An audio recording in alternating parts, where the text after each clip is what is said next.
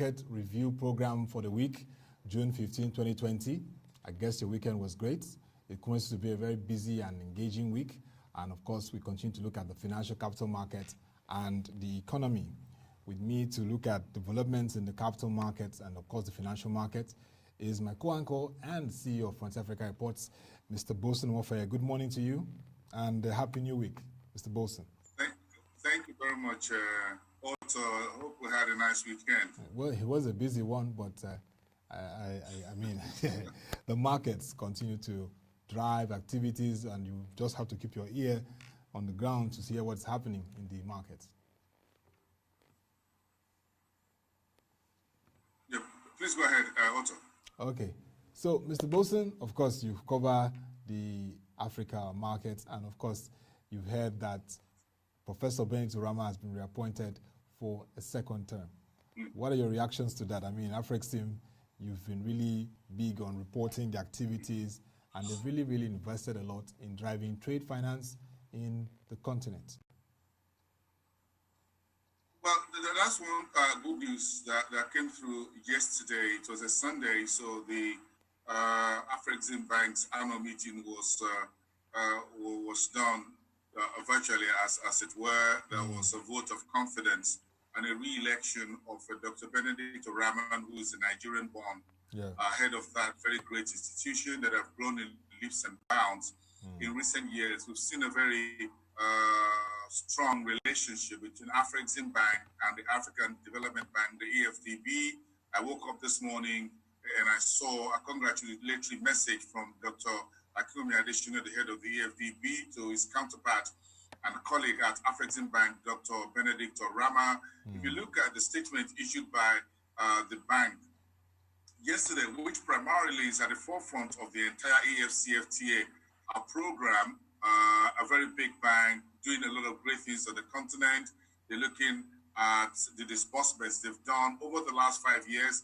Dr. Oramah gave a bit an overview of what he has done.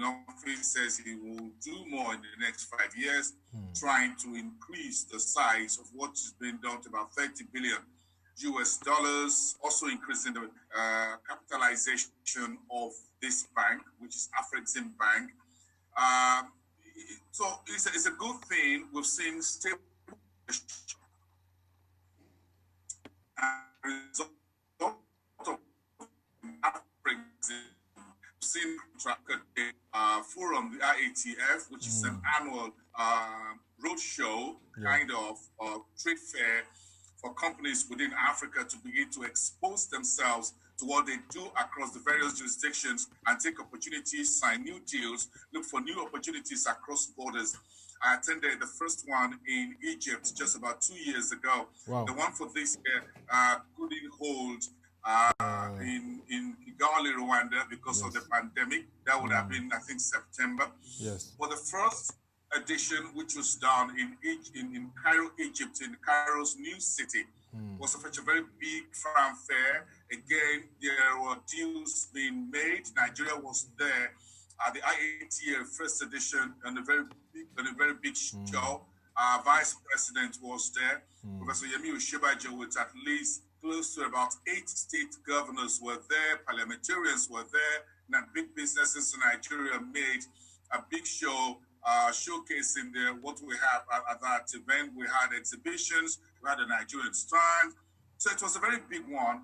And you can find these very big events, such a big one, not just in sense of just being big, but in terms of the fact that you can see African products that are made within the continent being showcased. And what new opportunities exist therefore if we can trade amongst ourselves and increase the size of intra-Africa trade from where we are to a much bigger size. So keeping Benedict Oramah there for the next 5 years means you have the round peg in a round hole and making sure that the work that's been done, the strategy that is being implemented by Dr. Oramah and his team will continue for the next 5 years. It's in the best interest of the country. Over the last 2 years, Afrexim Bank has tried to expand and deepen its shareholder base. You've seen some of the funds that has been taken or been loaned by Afrexim Bank. You've seen a listing on the London Stock Exchange. You've seen a listing on the Mauritius Stock Exchange. You've seen the inclusion of big businessmen and industrial manufacturing leaders on the African continent becoming shareholders in different classes, A, B, and C, and all that within the Afrexim Bank over the last few years, which include Aliko Dangote of Nigeria, Tuni Lumelu, and the rest of them. So I've followed very closely Afrexim Bank over the last 6-7 years, and I can tell you that we need similar stability within the AFTB as well as we've seen it within Afrexim Bank. I mean, that's really nice to hear the impact, and I'm even happy that you attended that forum in Cairo several years ago, which gave you that exposure and insight to see what's really happening there, and also connect with other African media correspondents and their perspective on deepening African trade. But before we leave that, let's look again at the AFCFTA. President Muhammadu Buhari in his speech said that the focus will be ensuring that Nigeria deepens its export-based utilization to be able to key into the market of deepening AFCFTA. What do you have to say to that? What would you like to see happen more from the government, even through its new plan? Well, I think Nigeria is making some good moves. We can deepen what we're doing. We can strengthen it further. We've put forward one of Nigeria's best brains in the global space, Dr. Ngozi Okonjo-Iweala, a two-time finance minister, as to contest for the the World Trade position Organization, of the Director General of the WTO. That's a good one. That shows that Nigeria, and under the Buhari's administration, they're beginning to take foreign economic policy, foreign trade policy very seriously. We need to see a lot more of this happen. If we're able to get the Office of the Director General of the World Trade Organization with Ngozi Okonjo-Iweala, that will help our position within the AFCFTA. Yeah. The Secretariat for the AFCFTA is sitting in Nigeria's backyard, which is in Accra. So we have a lot of work to do in terms of how we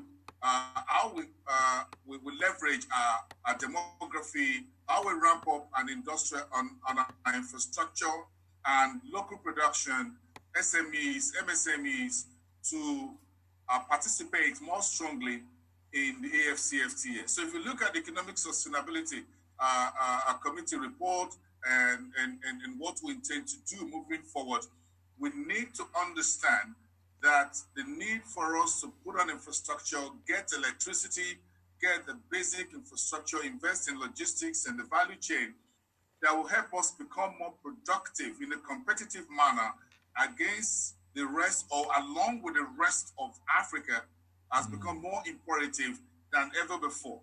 This is very important. We can no longer sit on crude oil, and crude oil, we've seen the situation. So we need to move along.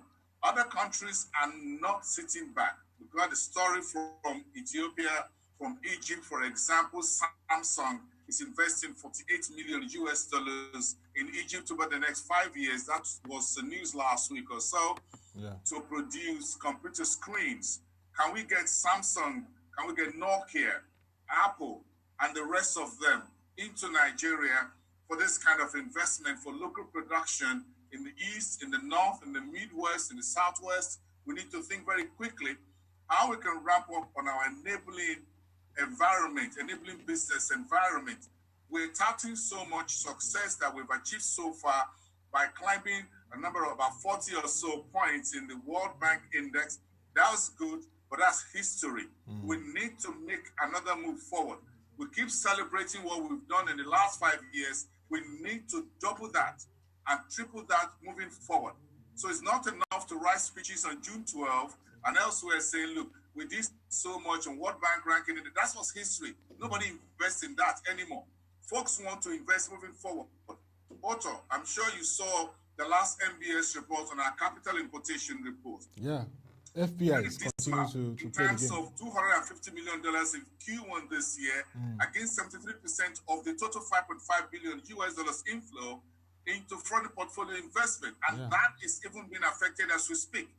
foreign portfolio investors are selling down because of dollar scarcity. So if we're looking at that on the foreign portfolio side, and our FDI is also not looking good, then we are looking at what the Americans call double whammy. To avoid what you call a double whammy, my advice and strong advice to the government is to look inward. We can still cut the cost of governance in Nigeria.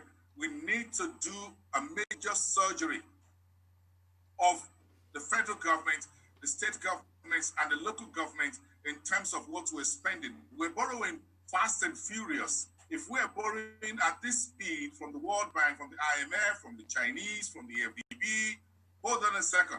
We must do the same surgery fast and furiously with the expenditure that we have at home. We need to do something about that. We can claw back a lot locally. Then we can look at some of those assets that we've talked about so much with the PPE and the NMPC and Ministry of Petroleum Resources and others that we've not been able to sell and make good money. For example, look at the Federal Secretariat sitting in Ikoyi that is rotting away here in Lagos, Auto. Yeah. If you look at that building, what are we doing with it? Can we sell it?